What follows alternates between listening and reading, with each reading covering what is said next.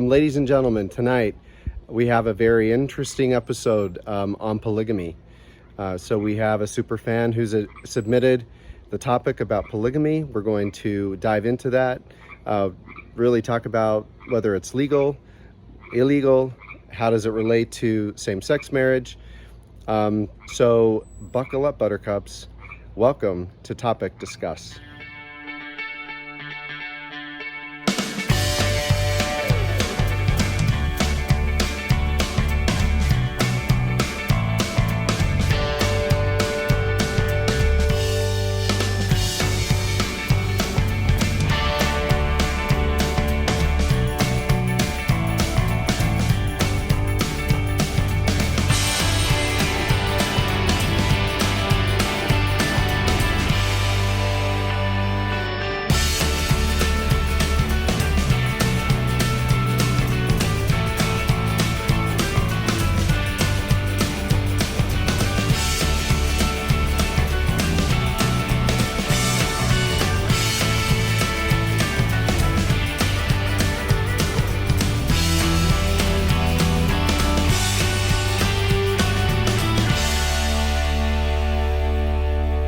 Welcome, viewers, to another episode of Topic Discuss. This is an interesting episode tonight, and probably an episode I'll admit I have been avoiding because there's kind of a personal component here. And so the topic tonight is polygamy. Isn't that perk your interest? Why do I have a personal, why does that mean something personally to me? Well, why don't you watch and find out? So let's discuss the origin of polygamy, and remember to subscribe. We're trying to reach a goal. I'm curious about what it means to if I can really unlock my own URL for Topic Discuss. I need a certain amount. I need 100 subscribers to do that. So please subscribe, share with your friends. Help me reach that goal, please. So let's discuss the origin of polygamy. The term polygamy means, it's a broad term, right? Meaning multiple spouses. And I do have references I'll put in the description below. But as I talk about sociologist perspective and scientific perspectives, you'll have those links. Of course, please comment if you have any additional insight or corrections for me. So the term polygamy is a broad term. So when a woman is married to more than one husband at a time, this is referred to as polyandry. And when a man is married to more than one woman at a time, this is called polygyny. And I get these confused because growing up in my world, having some personal knowledge about polygamy, I always thought polygamy meant you had more than one wife. But polygamy is a broad umbrella term for all kinds of, for both polyandry and polygyny. So I want to start with science and reproduction. So Homo sapiens and I'll back up and say animal life, according to scientists, have mating systems. As we know, sexual reproduction is that reproduction done in a monogamous type of relationship amongst the animal kingdom, or is it more patriarchal or matriarchal? So we're going to talk about that. So animals with multi-reproductive partners or multiple partners in their mating system, the gametes of two or more males must compete to fertilize a given set of ova. So if you think about sperm, there's the head of the sperm, the tail, and then the mid piece. Okay, so spermal mid pieces in individual sperm is significantly greater in primate species in which the females mate with multiple partners, and in which males have larger testes in relation to their body weight. So in those species, that only mate with one partner, and then they end up having relatively small testes to body ratios. What am I talking about? I'm talking about reproduction and the science that is used to determine whether a species is designed and evolved to reproduce with more than one partner or through monogamous relationships. And so when you look at that data, and again, I'll share that data below, humans, Homo sapiens sapien, me and you, have evolved to reproduce through monogamous relationships. And that is scientifically founded for the most part. Our mid piece of the sperm and the testis to body ratio indicates Homo sapiens sapien are primarily evolved to reproduce with only one partner.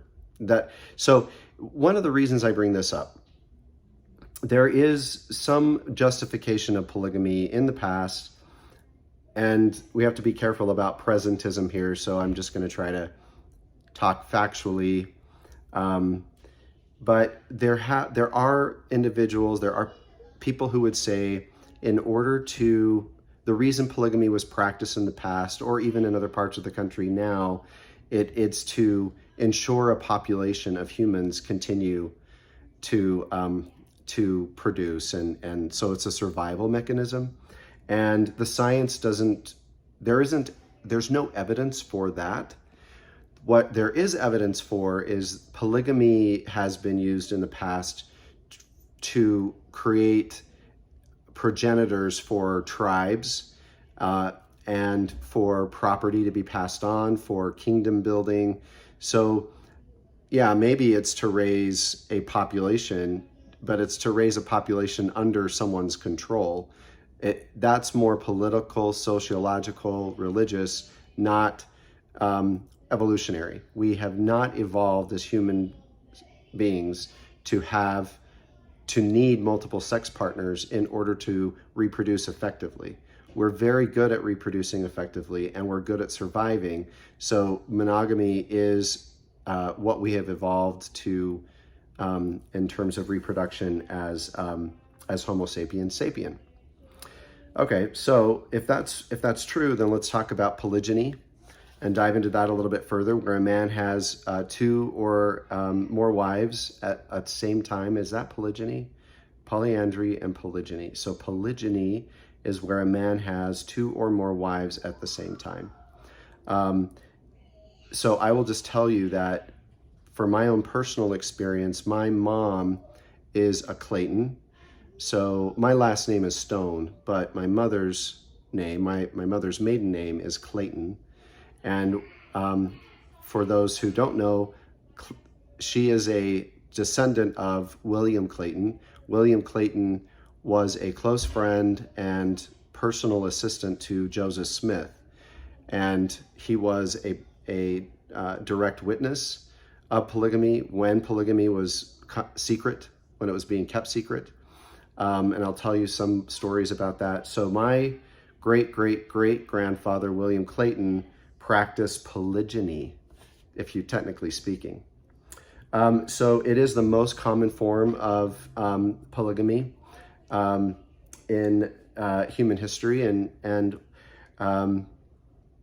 part of the reason for that really is due to sociological, political, and religious structures in the past. Women couldn't own property. For the most part, in some societies that may not have been true. Women couldn't be rulers or kings. Not always. Sometimes that was possible.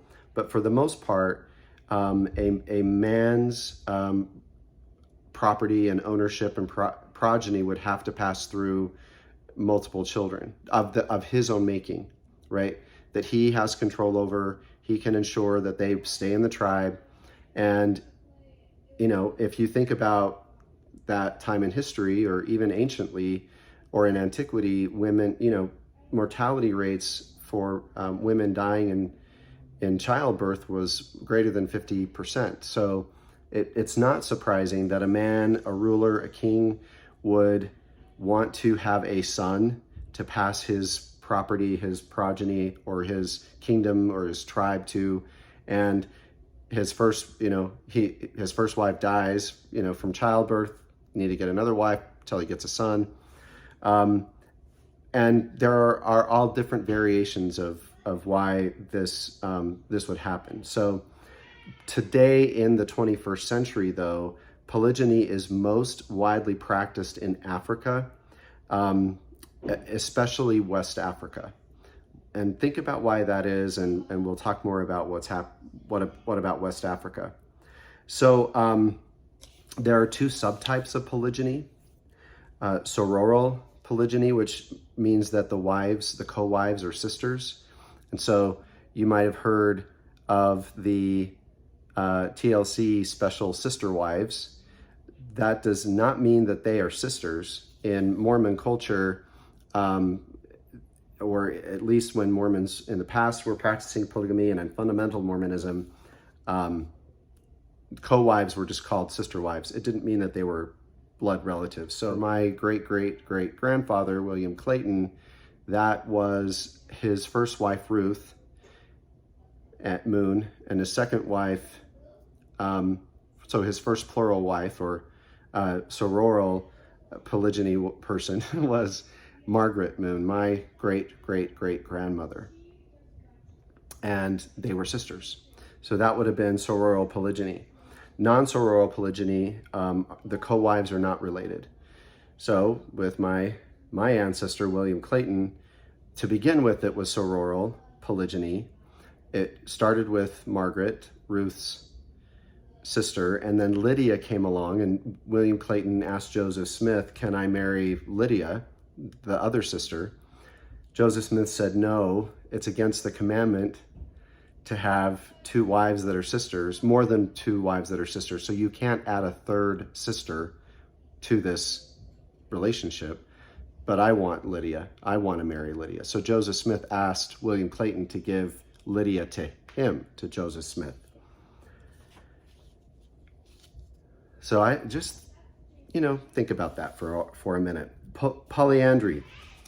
This is a much less common form. It is polyandry, meaning a woman is married to two or more husbands. Polyandry is more likely seen in communities and societies where resources are really tight, they're scarce, and the human population is very limited. So, like, there are some communities in the Himalayan mountains, where polyandry is related to the scarcity of the land and population control. So we don't see polyandry a lot, and so we won't spend a lot of time on that tonight. But where I think polygamy, and specifically polygyny, plays a role, and that I think I feel more comfortable speaking to, is the religious components of polygamy. So most, and I want to talk through modern times, and then I'll share some personal experience with this. So in Christianity, most Christian groups reject polygamy completely, right? And they uphold monogamy as normal. There are some Christian groups that have practiced polygamy. The most significant group is the Latter-day Saint movement, starting with Joseph Smith and others like William Clayton. And so that, I'm going to save that story to the end. So we'll skip to polygamy and whether it's legal or illegal. So polygamy is illegal in 49 states in the United States. So there's one state where polygamy is not illegal. It's a civil infraction. I haven't researched what that means. So if you're listening and you want to participate in the comments, please, why don't you look up civil infraction? What the heck does that mean? But we know that polygamy is not illegal in Utah. In Nazi Germany, Heinrich Himmler introduced legislation to make polygyny legal because he believed that post-war 3 to 4 million German women would not have husbands, right? Or they wouldn't be able to get married because there weren't enough men. So in order to make it possible for these women to have children, they could go to the legislature, they could go to their magistrate and get an exception and enter into a marriage with a husband who already had a wife. And they could choose who that was. So just think about that for a second. So that's another sociological issue or component as to why marriage was important, right? Marriage ensured, so, women must have children in the marital situation, right? So children need to be born in that kind of a marital relationship. Women couldn't have children if they weren't married. By the way, that it's possible to get pregnant and not be married, but it was a sociological and political and religious, and still is today, right? But but I don't know. I wasn't alive during the Third Reich, but so there's a sociological component there for polygamy. Women could not have children, and that was something Hitler was concerned about. I want to read a quote from Hitler. The greatest fighter deserves the most beautiful women. If the German man is to be unreservedly ready to die as a soldier, he must have the freedom to love unreservedly. For struggle and love belong together. The Philistine should be glad if he gets whatever is left.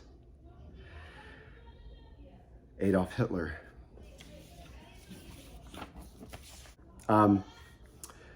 So let's talk about polygamy in the 21st century. So Sister Wives is a reality TV series. We talked about that already, and I kind of want to dive into some of my thoughts regarding Sister Wives. So I think that, so in the Latter-day Saint movement, Joseph Smith really started that movement, and then when he died, there was a large schism, and in fact, a pretty lengthy period of history between where there really wasn't leadership. And so different individuals kind of started to break off and create their own Latter-day Saint version. Emma Smith, Joseph Smith's wife, kind of did, and someone by the name of Strang, I think, and Brigham Young. And so Brigham Young was the president of the Quorum of the 12 Apostles, which was the only governing body left after Joseph Smith was killed. By the way, Joseph Smith was murdered. What led up to his murder was all the controversy around polygamy. So as a result of those breakoffs, there are different kinds of Mormon offshoots. Fundamentalist Mormonism, you'll hear that term.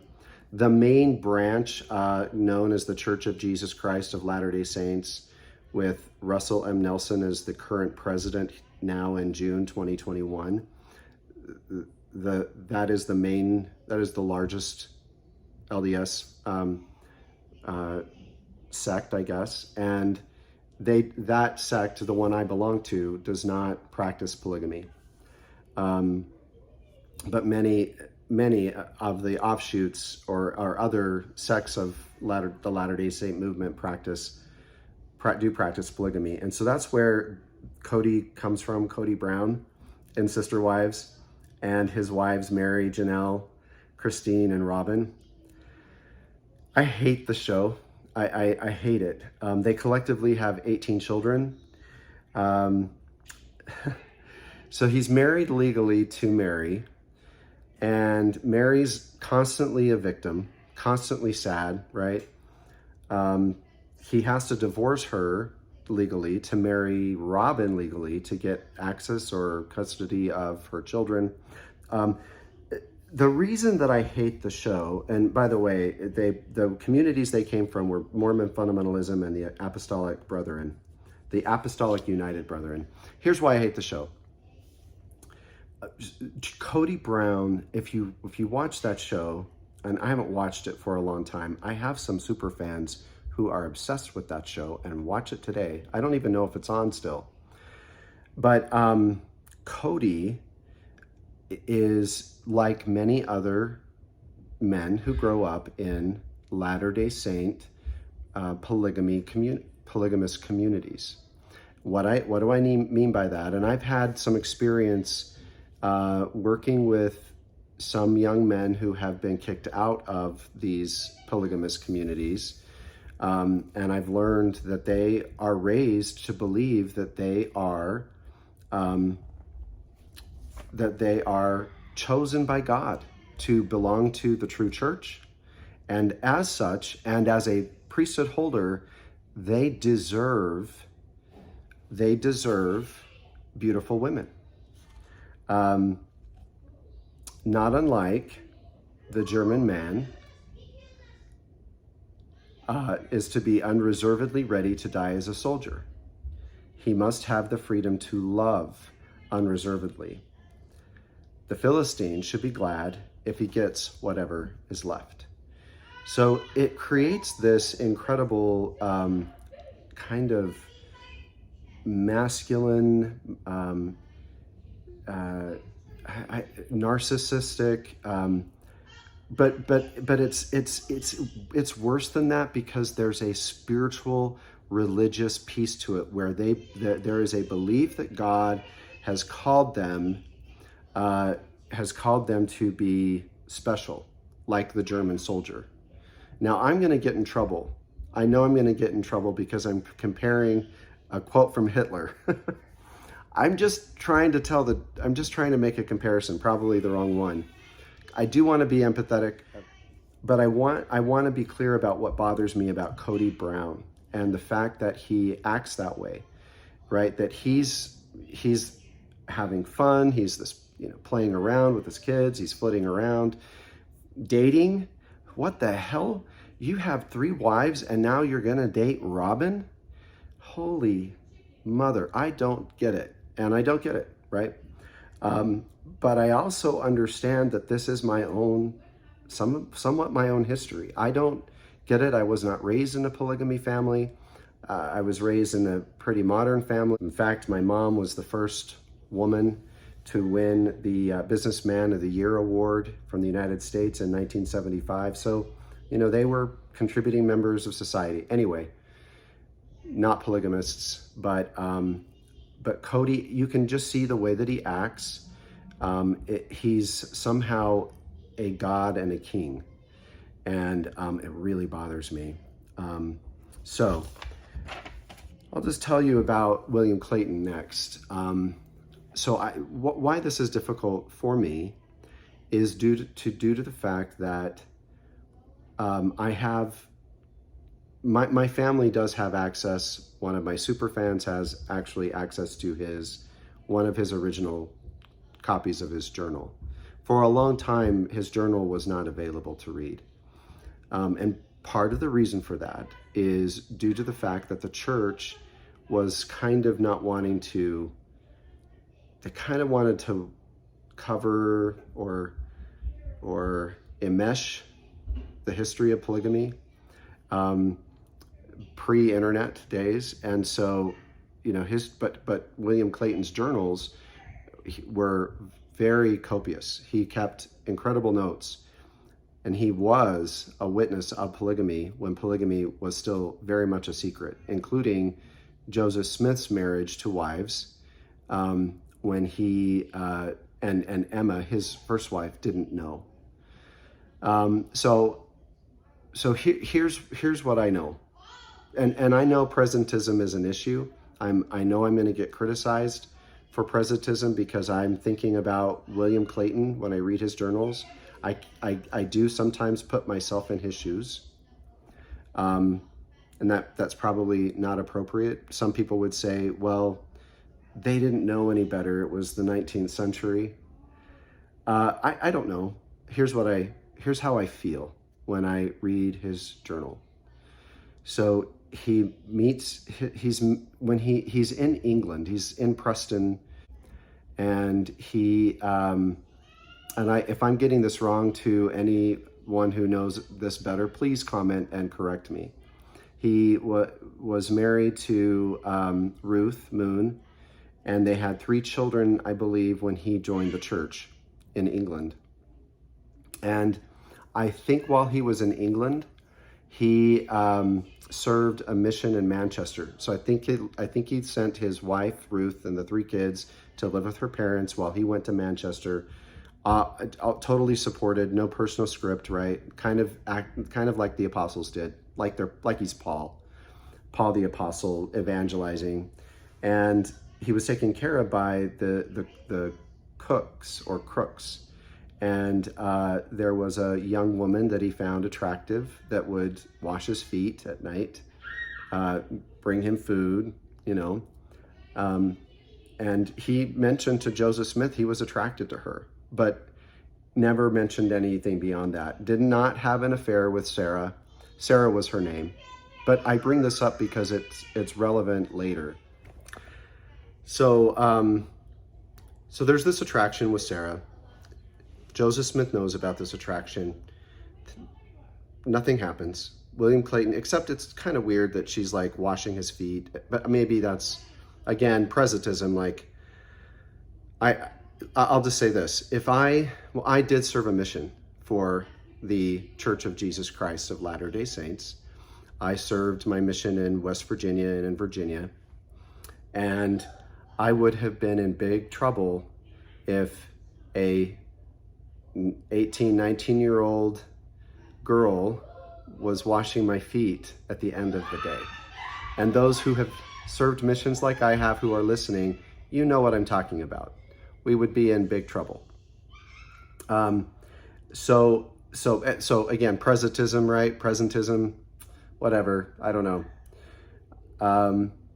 So he then immigrates to Nauvoo with his wife, Ruth, 3 kids, and he has no idea, according to his journal, and I don't know, I don't know what was going on in his head. I don't know any of that. I can only go off of what he wrote. But he was very intelligent, very musically inclined, wrote the hymn, Come, Come Ye Saints, mathematically inclined, and those who are listening, my cousins and brothers and sisters, know that we have those genes, right? We have those genes, and some of them. So he moves to Nauvoo, and soon Joseph Smith realizes how intelligent he is and what a good administrator he is. So he hires him to be his personal secretary, and William Clayton basically writes down every revelation that happened thereafter until Joseph Smith died. And so he was a very keen witness to polygamy in Nauvoo. And for those who are curious about that time, polygamy had already been practiced for some time, secretly. And in fact, most of the members in Nauvoo believed that any talk of polygamy was an anti-Mormon trope, made up anti-Mormon, fake news. It's not really happening, but it was. And then William Law, one of Joseph Smith's second or third in command, counselor in the first presidency, so he's an officer and pretty important. Finds out about polygamy. To make a long story short, wants to expose Joseph Smith and the polygamists in Nauvoo, and writes an op-ed or article in a newspaper. And Joseph Smith uses his legion, his own army, to destroy the printing press that printed this expose that exposed him as a polygamist. And when Joseph had not only been saying, I'm not practicing polygamy, but if you are, you're going to be excommunicated. So the printing press gets destroyed. Joseph Smith gets blamed for it. He ends up in prison and is shot and killed. Martyrdom of Joseph Smith happens. So polygamy was fundamental to the transition, historically, the transition of the church. And it is what caused a schism and a separation. Brigham Young wanted to continue the practice. Emma Smith did not, right? She was never supportive. So here's a story. William Clayton in his journal, wrote about a time when Hiram, Joseph's brother, came to him and said, I think I can convince Emma that polygamy is okay, that it's doctrinal, right? You just need to write the revelation down and I'll share it with her and she'll understand. Because she had, she was not having it. So William Clayton pens this, this revelation, and Joseph Smith says to Hiram, good luck. Emma's, I've tried and she's not going to do this, right? So Hiram goes, shows the revelation to Emma, and Emma basically chastises him, throws him out, not doing this, right? So I tell you that story because it truly has been a significant part of the history of the Latter-day Saint movement. And it was a pivotal role in the schisms that occurred between, the progeny or the leftover church that didn't go to Utah, that today is the Community of Christ. And really Emma Smith continued that. Brigham Young wanted and was very open about polygamy. By the time they got to Utah, he was like, yeah, we're practicing polygamy. We're in our own state of Deseret. Screw you guys, right? United States. So I'm going to tell you about how I feel about William Clayton's experience with Joseph. Joseph Smith approached William Clayton about Sarah. And he said so William's married to Ruth, 3 kids. They're in Nauvoo. William Clayton's been away from Manchester for a while. And Joseph Smith goes to William Clayton and says, aren't you attracted to Sarah? I think you find her attractive, don't you? Yeah. William Clayton says, yeah, but I mean, that didn't go anywhere and it shouldn't go anywhere. And Joseph Smith says to him, well, why don't you send for her? And William Clayton is like, well, I don't know if that's what she wants, and I don't know if I can afford to bring her here. And Joseph Smith says, I'll make it happen, right? I am totally paraphrasing. Again, correct me, any of those that know the correct history, and if I've made mistakes, put it in the comments below. But that's a paraphrase or kind of my remembering of this part of the journal. So he's like, they don't end up doing this, right? That doesn't happen. Sarah gets married to someone else. In fact, I think she gets, well, I don't know. But that thing didn't happen. But when I read that in his journal, I just thought, what would that feel like to me today if a leader in my community or a leader in my church or anyone that I thought had authority said to me, I have a beautiful wife named Liliana, and she's an angel, right? She treats me like gold or like a king, and she makes me sound wonderful to her family, and I'm not that great. And I'm kind of crazy sometimes, but she adores me and loves me. And I have 5 beautiful children with her.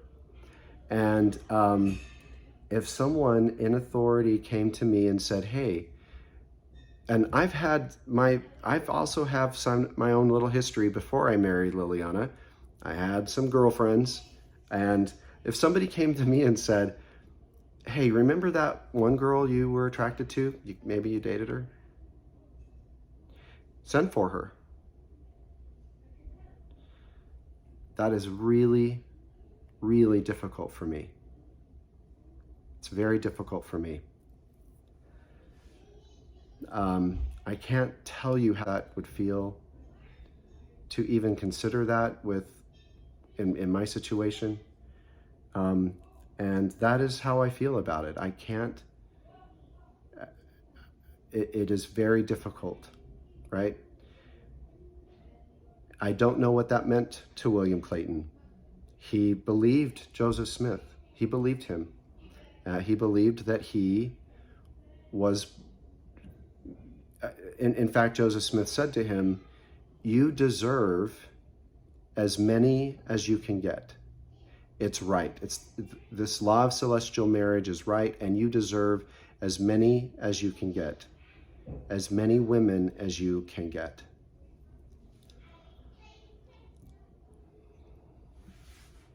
So, I don't get that. And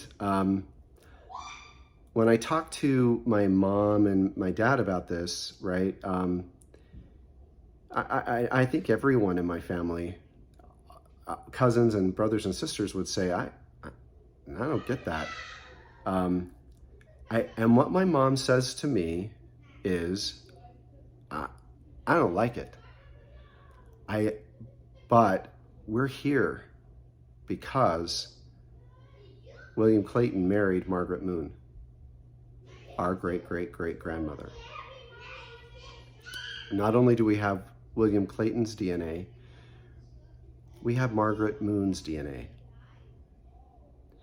So in some ways, we can honor the past, right? We can honor Margaret Moon and what she did for us.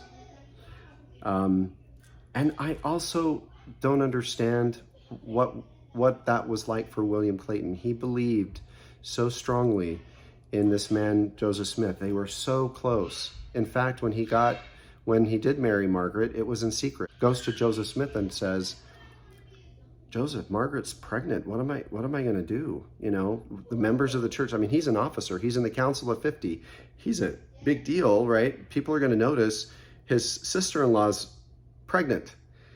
Who got her pregnant, right? How do we keep the secret? And Joseph Smith said, look, just hide her away, make her work in the house. I'm paraphrasing. I don't understand. So I'm probably not saying this with very much dignity, but whatever he was saying, just shut her away. But if someone does find out and they find out you practice polygamy and got her pregnant, then I will scourge you and I'll excommunicate you, but then I'll baptize you right back into the church. Don't worry about it. So that's what happened. Anyway, I hope that you enjoyed tonight's discussion, and I do think that there is a way to understand history, the good, the bad, the ugly, and to not whitewash it. It's difficult to talk about this topic, right? This is controversial. It doesn't feel good to members of the Church of Jesus Christ of Latter-day Saints who do not practice polygamy. And it's hard to think about the fact that that is where we came from. Not only, and for me and for my family, we literally came from that. It's in our DNA. But here's what I do know. I'll end with this, with something that's just real about this whole situation. William Clayton was beloved by his children. My grandfather, Kenner Clayton, was absolutely beloved by all of us. I adored my grandpa Clayton, and I was devastated when we lost him. He was such an important person to me. I looked up to him. I believed he was so strong he could lift a diesel truck. I was really proud of him. And I loved my grandma Clayton, Evelyn Clayton. What a beautiful, lovely angel. My wife, Liliana, reminds me of the sweet person my grandma Clayton was. Kenner Clayton is a descendant of William Clayton. There is really good DNA in all of us that has been passed on. So let's learn from that. Let's be the artists and musicians that William Clayton was. Let's be the intelligent mathematicians and scientists that William Clayton was. And also let's be the empathetic, lovely person that Margaret Moon was. I love you all. Tough topic. But this is what Topic Discuss is really all about. right? Peace out.